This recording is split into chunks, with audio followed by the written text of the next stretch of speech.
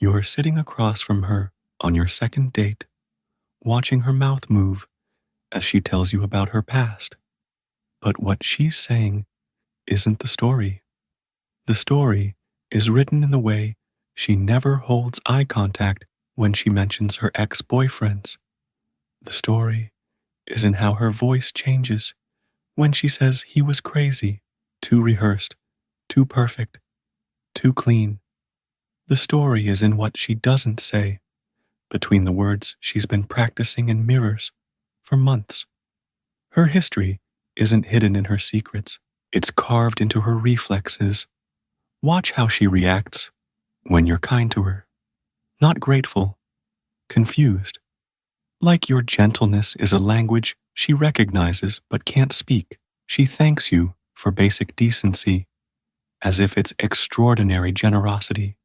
And you think it's because other men treated her badly. But the truth is darker. She's thanking you because she knows she doesn't deserve what you're giving her. And she's already planning how to make you stop. She says, I'm not used to this. When you open doors, when you pay for dinner, when you listen without trying to fix her problems, and you interpret this as evidence of her damaged past. Proof that she's been with men who didn't value her. But what she's actually telling you is that kindness makes her uncomfortable because kindness requires vulnerability. And vulnerability is the one thing she's spent years learning to weaponize rather than experience. Notice how she talks about every ex-boyfriend. They were all abusive, all controlling, all emotionally unavailable, all exactly the same kind of monster with different faces. And you nod sympathetically because society has taught you that believing women means never questioning their narratives, even when their narratives defy statistical probability. But here's what your gut already knows. If every man she's been with was abusive, either she has the worst judgment in human history, or she's the common variable in every equation that equals disaster. Listen to the language she uses when she describes her past relationships. He made me feel like I was crazy. He gaslit me constantly. He love-bombed me, then discarded me. She speaks in therapy terminology that sounds educated, evolved, self-aware. But psychological vocabulary isn't psychological insight. She's learned the words without understanding the concepts, weaponized clinical terms without developing clinical honesty about her own role in creating the chaos she's describing. Watch her eyes when she tells you about the fights, how they brighten when she describes the drama, even as her voice drops to communicate hurt, how animated she becomes when she's recounting emotional warfare, even as she claims to hate conflict. Her body language betrays what her words deny. She doesn't just survive chaos, she feeds on it. She doesn't escape drama, she creates it. And every story about being victimized is actually a story about being the star of her own psychological theater. She mentions casually that she's been to therapy, but she says it like it's a credential rather than a confession, like it proves she's healed rather than revealing she's still broken. She name drops her therapist the way other people mention their personal trainer, as evidence of her commitment to self-improvement, not as acknowledgement of her need for professional intervention to function in basic human relationships. Pay attention to how she describes her family. Her father was absent, or controlling, or perfect, but distant, or present but emotionally unavailable. Her mother was either her best friend, who told her too much, too young, or her nemesis, who competed with her for masculine attention, or her martyr, who sacrificed everything and resented the sacrifice. Every family story explains why she is the way she is, without taking responsibility for choosing to stay the way she is. She mentions trauma like it's weather, something that happened to her, not something she participated in creating. She speaks of her childhood like it's a foreign country she visited against her will, not the foundational experience that shaped her into someone who recreates familiar patterns of chaos in every relationship she enters.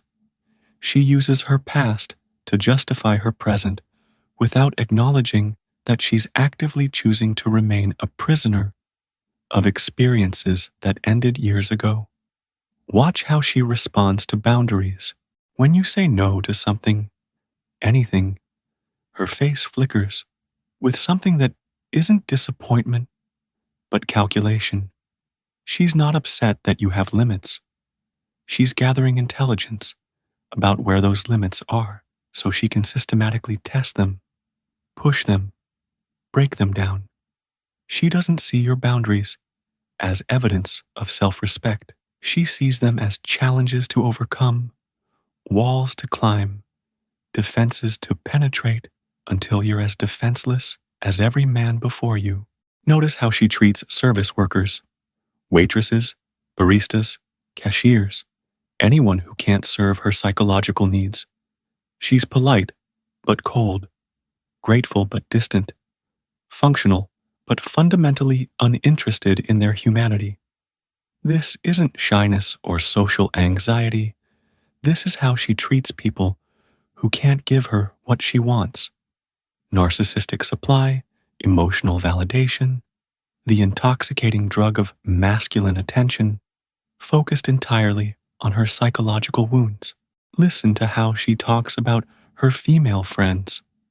Either she doesn't have any, because women see through her victim narratives and refuse to enable them, or she has too many dysfunctional relationships with other women who share her addiction to emotional chaos. She gravitates toward friends who either worship her trauma or mirror it back to her, creating echo chambers where her psychological dysfunction gets reinforced rather than challenged. She mentions that she's been through a lot, but she says it like it's an achievement rather than a circumstance. Like surviving dysfunction makes her stronger rather than revealing that she keeps choosing dysfunction. Like enduring bad treatment makes her wise rather than demonstrating that she doesn't know how to recognize or accept good treatment. Her pain has become her identity, her wounds have become her credentials, her survival has become her excuse for never learning to thrive. Watch how she handles your success, your achievements, your stability, your emotional health, your functional relationships with family and friends. She's not inspired by your wholeness. She's threatened by it. She doesn't want to learn from your psychological health. She wants to dismantle it. She can't stand being around people who prove that happiness is possible because their happiness makes her misery look like a choice rather than a fate. Pay attention to her relationship with alcohol, with substances, with anything that numbs the internal chaos she's afraid to face without chemical assistance. She doesn't drink because she enjoys the taste. She drinks because sobriety requires sitting with thoughts and feelings she's spent years trying to escape. She doesn't use substances recreationally. She uses them medicinally to treat symptoms of a psychological disorder she refuses to acknowledge she's perpetuating. Notice how she responds to compliments. She deflects them, argues with them, finds ways to turn your positive observation about her into evidence of your naivety about who she really is. She doesn't have low self-esteem. She has accurate self-knowledge that she's trying to protect you from. She knows she's going to hurt you, disappoint you, make you regret every good thing you've said about her.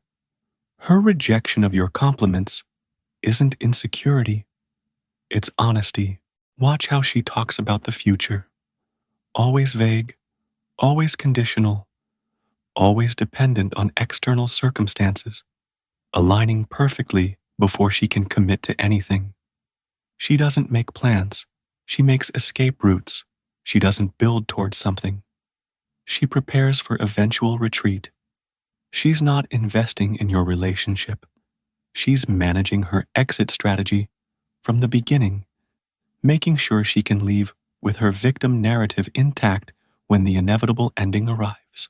Listen to how she describes love, like it's something that happens to her rather than something she participates in creating, like it's a force that overwhelms her rather than a choice she makes daily, like it's a feeling that justifies any behavior rather than a commitment that requires consistent action.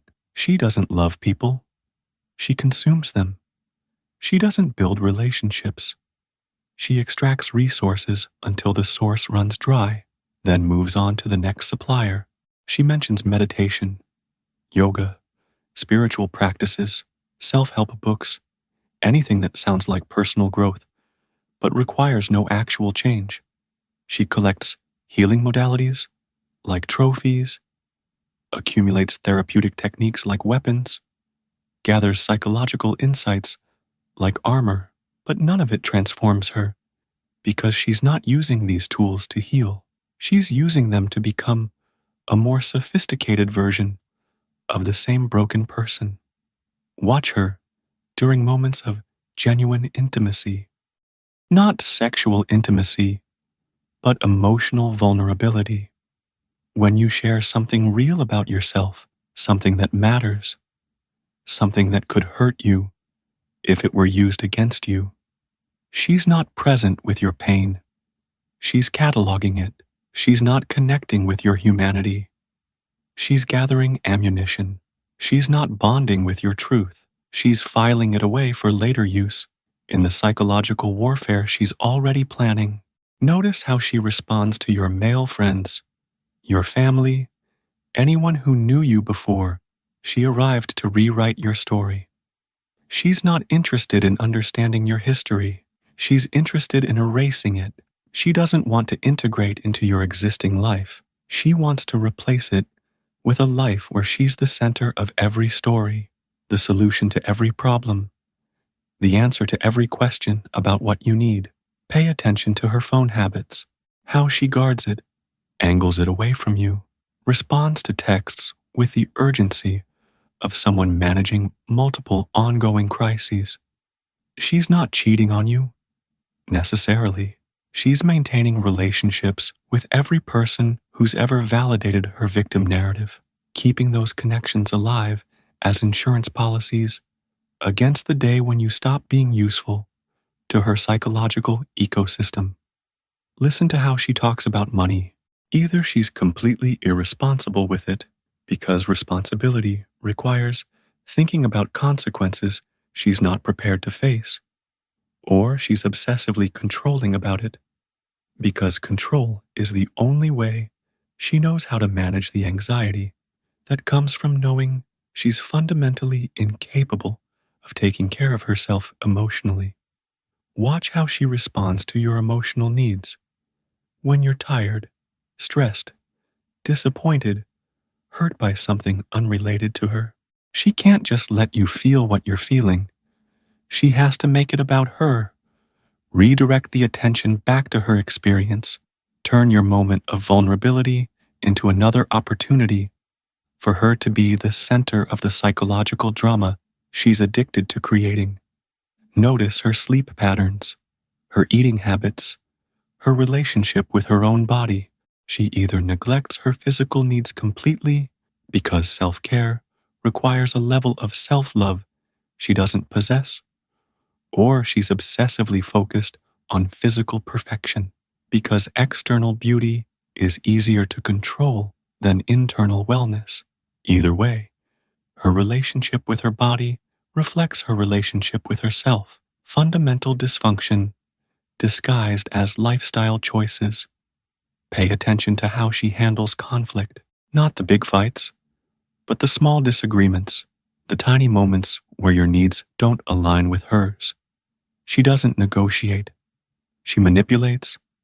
She doesn't compromise. She capitulates until resentment builds to explosive levels. She doesn't communicate her needs clearly.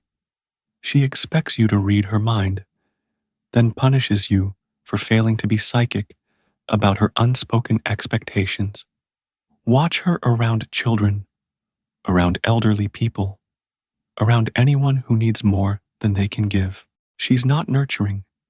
She's performatively compassionate when others are watching, then resentful about the energy required to maintain the performance.